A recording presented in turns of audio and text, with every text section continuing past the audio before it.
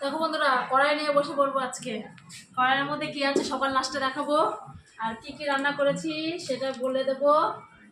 এখানে আছে ভাত, এখানে আছে আলু উচ্ছে ভাজা, এখানে শসা কেটে নিয়েছি আমি। তারপরে দেখাবো এখানে গাঢ় গাঢ় করে মুসুর ডাল করেছি। এই দেখো, একদম পেঁয়াজ ফোড়ন দিয়ে মুসুর ডাল পাশে রাখলাম আমি। তারপরে দেখাবো এখানে কাঁচা লঙ্কা দিয়ে কিন্তু রান্না করেছি আমি, ওই জন্য কালারটা এরকম হয়েছে। এই দেখো, চিকেন করেছি কাঁচা লঙ্কা দিয়েই করেছি, ওই জন্য কালারটা এরকম। এই ডাল মাংস ভাজা, আর এখানে ভাত, এই দেখো। আর কাঁচা কুমড়ো কিন্তু আমি ভাতে দিয়েছি। এই দেখো কাঁচা কুমড়ো, দেখেছো? এই দেখো, দেখেছো তো?